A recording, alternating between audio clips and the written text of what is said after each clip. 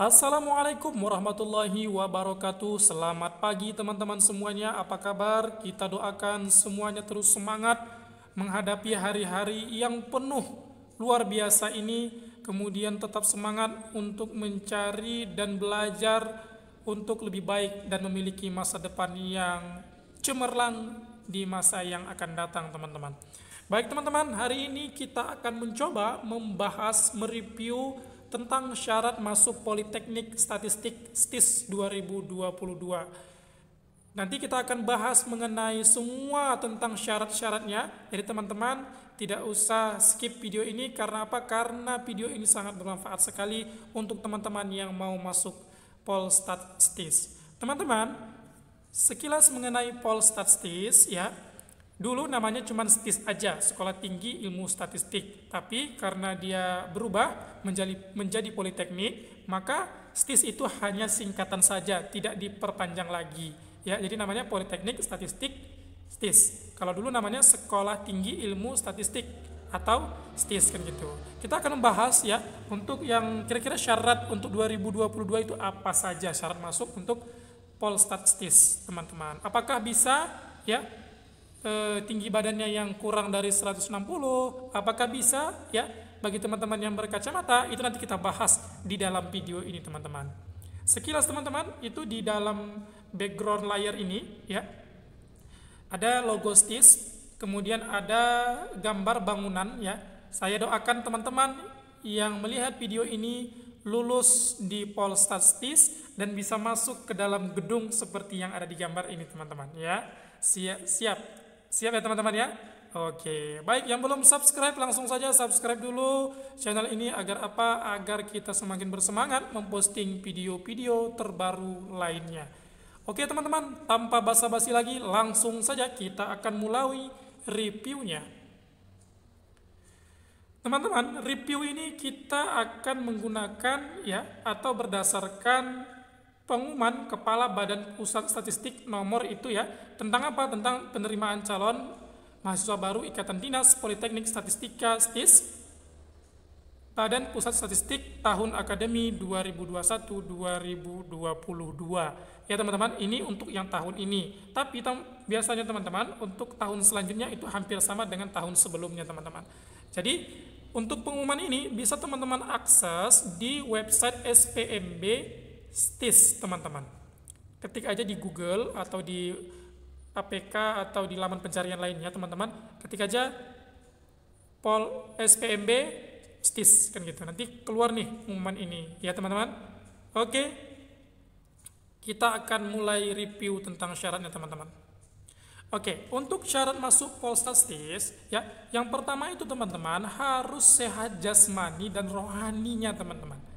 Ya, ternyata teman-teman ya sehat saja jasmaninya, tapi kalau rohaninya nggak sehat nggak bisa juga, teman-teman. Ya, dengan catatan di sini apa? Dapat atau layak bekerja, beraktivitas baik di dalam ruangan maupun di lapangan.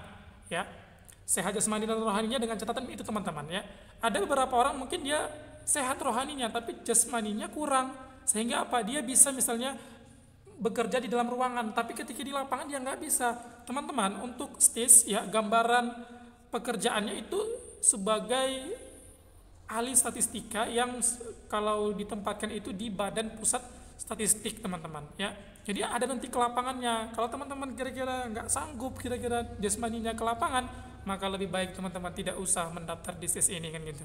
Tapi saya yakin teman-teman sudah pasti menyiapkan kesehatan baik itu jasmaninya dan rohaninya ya. Kemudian teman-teman di sini ada dan bebas narkoba ya. Ini bebas narkoba dari segala macam narkoba. Apakah itu dia padat, apakah itu dia cair, apakah itu dia entah apalah dia namanya, teman-teman. Yang penting yang namanya narkoba, teman-teman harus tidak mengkonsumsinya jika teman-teman mau mengikuti Polstat STIS 2022. Ya, itu dia, teman-teman. Nah, nanti biasanya di sini nanti dipinta tuh surat keterangan bebas narkoba dari BNN setempat atau BNN kabupaten kota atau provinsi, teman-teman sekalian ya. Oke, sudah paham ya untuk syarat nomor 1 ini ya. Kita masuk ke syarat yang nomor 2. Apa nih syaratnya? Syarat nomor 2 itu tidak buta warna, teman-teman. Baik itu total maupun parsial. Total itu bagaimana? Dia total itu ibaratnya dia hanya bisa membedakan hitam sama putih aja kan gitu. Yang lain nggak bisa dia. Kalau parsial ini mungkin dia ada beberapa warna, dia bisa membedakannya, tapi sebagian warna dia nggak bisa membedakannya. Itu buta warna parsial atau buta warna sebagian, teman-teman. Tetap tidak bisa. Ya, nanti di tes kesehatan teman-teman akan dites tuh mengenai apakah teman-teman buta warna atau tidak. Dan biasanya juga nanti diminta tuh surat keterangan tidak buta warna dari rumah sakit pemerintah atau lembaga rumah sakit yang berwenang untuk melakukan pengecekan buta warna atau tidaknya, teman-teman. Ya, kalau untuk buta warna tidak ada toleransinya, teman-teman. Tapi ya teman-teman, bagi yang teman-teman yang menggunakan kacamata ada nih kabar baiknya. Teman-teman yang matanya minus atau rabun jauh, kemudian atau matanya plus atau rabun dekat, itu dapat ternyata ditoleransi oleh STIS, teman-teman. Dengan catatan ukurannya itu di bawah 6 dioptri, kan gitu. Kalau minus dia cuma min 6 ke bawah, kan gitu. Kalau min 6 ke atas itu tidak bisa, teman-teman. Ya, harus min 6 ke bawah. Misalnya min 1 misalnya atau plus 1, min 2 atau plus 2 kan gitu. Jadi usahakan teman-teman bagi yang berkacamata, usahakan teman-teman ya kalau bisa banyaklah mengkonsumsi suplemen-suplemen yang bisa menurunkan minus matanya kan gitu. Supaya apa? Supaya teman-teman bisa mendaftar di Polstat STIS ini, teman-teman. Oke? Paham ya? Oke. Kalau paham kita lanjutkan. Oke, untuk yang ketiga ya, lulusan atau siswa kelas 12 SMA, Madrasah Aliyah peminatan MIPA atau IPS, dan SMK atau MAK peminatan teknik komputer dan informatika. Jadi teman-teman ya, teman-teman yang bisa mencoba STIS itu hanya anak SMA. Ya, anak SMA dan Madrasah Aliyah, dengan catatan hanya yang jurusan ya atau peminatan yang dia IPA dan IPS saja. Kalau misalnya ada yang anak Madrasah Aliyah tapi dia peminatannya keagamaan atau kebahasaan, maka dia tidak bisa mencoba STIS, teman-teman.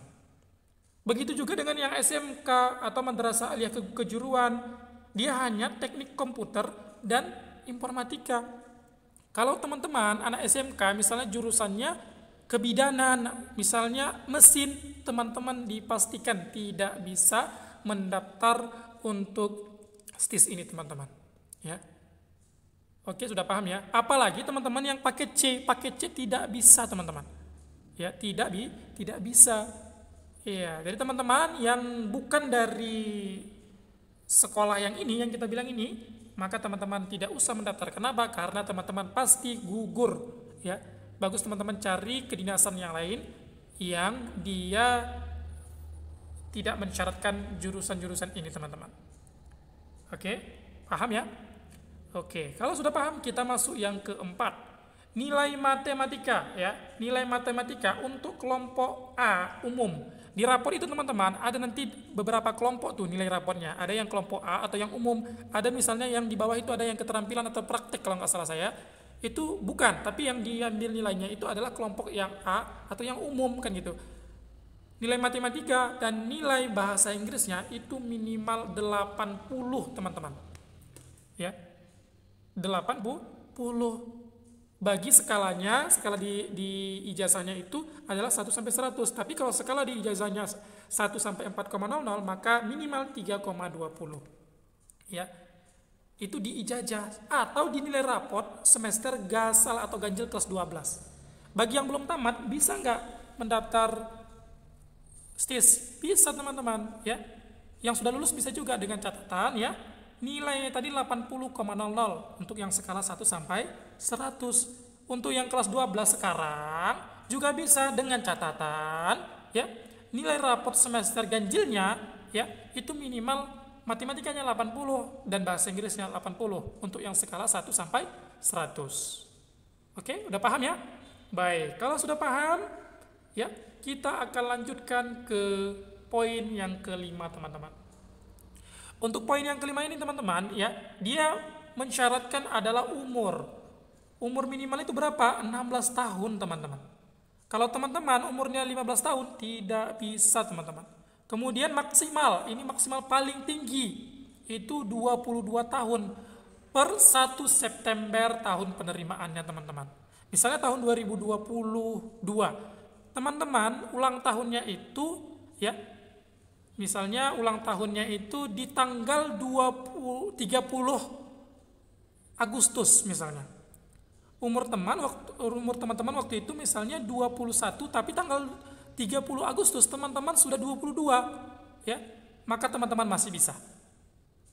Mohon maaf, tapi teman-teman sudah tidak bisa. Kenapa? Karena teman-teman sudah lewat 1 hari nanti ketika September kan gitu. Teman-teman tidak bisa. Tapi kalau teman-teman misalnya ulang tahunnya ini di tanggal 2 September, umur teman-teman sudah 21 misalnya. Tahun depan, tahun 2022, umur teman-teman misalnya 21. Tanggal lahir teman-teman misalnya 2 September, teman-teman bisa mendaftar di STIS kan gitu. Ya. Kalau penting-penting kali teman-teman, yang penting umur teman-teman jangan lewatlah dari 22 dan minimal itu 16 tahun teman-teman ya. Kalau minimal 16 tahun itu biasanya kalau untuk kelas 12 SMA, kemudian untuk yang tamatan SMA biasanya rata-rata 17 sampai 18 kan gitu, kebanyakan. Kan gitu. Tapi mana tahu ada yang cepat kali dia sekolahnya umur 16 sudah masuk, umur 16 sudah kelas 12, ya itu nantilah ya. Atau umur 15 sudah kelas 12, itu mungkin dia kecepatan lah teman-teman ya. Kalau untuk syarat di sini minimal 16 dan maksimal 22 ya. Oke, paham ya teman-teman? Baik, kalau sudah paham ya, kita akan lanjutkan teman-teman ya ke poin yang ke-6. Poin yang ke-6, belum menikah teman-teman ya. Jadi kalau teman-teman yang sudah ada yang sudah menikah, ya mohon maaf nih teman-teman, teman-teman tidak akan bisa masuk ke STIS dan bersedia untuk tidak menikah selama mengikuti pendidikan di Polstat STIS teman-teman. Jadi teman-teman itu misalnya nanti ngambil D3 misalnya, D3 statistika. Teman-teman mau nikah ketika masih 1 tahun pendidikan, D3 itu kan 3 tahun. Maka teman-teman tidak bisa menikah. Kalaupun teman-teman menikah, secara diam-diam ketahuan ya, teman-teman langsung di DO, drop out dari Polstat STIS. Sampai kapan?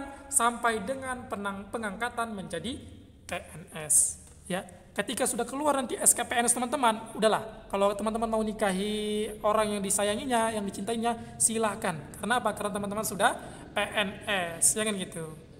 Ya, lebih kurang pendidikan ya paling lama sekitar, kalau yang di 4,5 tahun sudah bisa teman-teman. Ya, bilanglah sama orang yang disayangnya, orang yang dicintainya supaya ditahan dulu ya. Jangan mau cepat-cepat nikah dulu. Jika teman-teman mau memang berjuang di Polstat STIS ini teman-teman. Yang ke-7 ya, tidak sedang menjalankan ikatan dinas dengan instansi lain. Misalnya teman-teman lulus di STIS tapi teman-teman sebelumnya sudah mengikuti atau sudah tanda tangan kontrak misalnya dengan Casis Bintara Polri misalnya, atau Casis Akpol misalnya. Maka teman-teman tidak bisa lagi ikut STIS kan gitu. Karena apa? Karena teman-teman sudah ada ikatan dinas kan gitu. Oke? Paham ya? Oke. Kemudian yang ke-8 ya.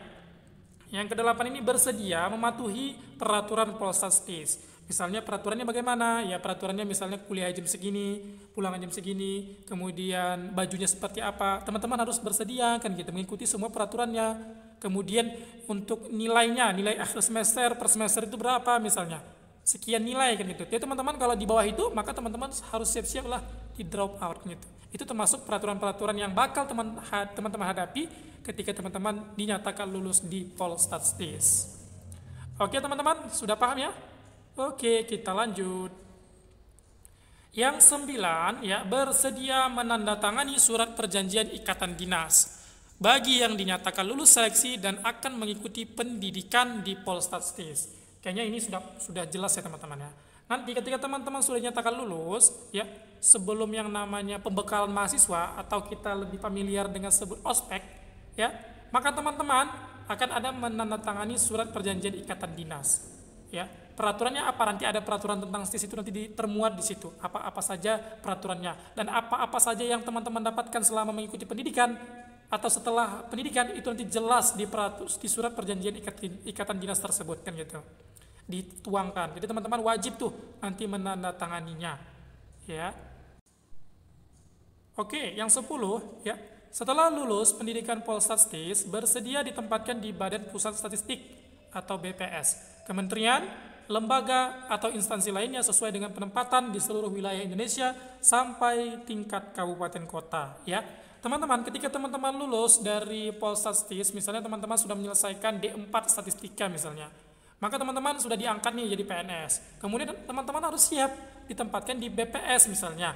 Di BPS mana misalnya? Di BPS di wilayah kabupaten di daerah Sulawesi sana misalnya. Maka teman-teman, walaupun teman-teman misalnya orang Medan, teman-teman harus siap untuk ditempatkan di sana. Begitu juga dengan teman-teman kita yang dari Kalimantan misalnya, ditempatkan misalnya di Kota Medan, di BPS, Badan Pusat Statistik Kota Medan misalnya. Teman-teman harus siap kan gitu untuk ditempatkan di situ. Artinya di seluruh wilayah Indonesia ini harus siap teman-teman untuk menjadi pegawai atau untuk menjadi pengabdi yang dibutuhkan atau yang ditempatkan oleh Polstat STIS gitu. Ya. Oke, itu teman-teman, mudah-mudahan paham ya. Ataupun teman-teman misalnya ketika ditempatkan di kementerian lain, misalnya di Kementerian Dalam Negeri, Kementerian Luar Negeri, teman-teman harus siap kan gitu. Atau ditempatkan misalnya di lembaga, misalnya lembaga BKKBN misalnya, Badan Kependudukan Nasional itu, kemudian misalnya ditempatkan di BIN ya, Badan Intelijen Negara, teman-teman harus siap kan. Atau instansi lainnya yang masih di bawah pemerintah, maka teman-teman harus siap. Oke teman-teman, itu aja mungkin yang dapat saya sampaikan ya. Mudah-mudahan bermanfaat video hari ini ya. Bagi teman-teman yang kurang paham, boleh nih ditanyakan ke kami, baik itu via komentar ya. Silakan. Mudah-mudahan jika ada waktu kami akan balas satu persatu komentar-komentar teman-teman sekalian. Oke, itu aja mungkin yang dapat saya sampaikan ya. Saya doakan teman-teman yang mau dan berjuang untuk STIS tahun 2022, kita doakan supaya teman-teman lulus dengan nilai yang sangat memuaskan. Jangan lupa teman-teman belajar yang rajin, karena apa? Tanpa belajar teman-teman tidak akan bisa menyelesaikan semua seleksi-seleksi yang ada di STIS nanti. Untuk review mengenai seleksi apa saja yang diujikan di STIS, di video lainnya nanti akan kita review. Mudah-mudahan ada kesempatan ya. Jangan lupa di subscribe channel ini agar channel ini terus bermanfaat dan kami terus semangat untuk memposting video-video selanjutnya. Mohon maaf jika ada kata-kata atau suara yang tidak jelas ya. Mudah-mudahan teman-teman bisa paham. Semoga bermanfaat. Kita akhiri dengan selamat pagi. Assalamualaikum warahmatullahi wabarakatuh.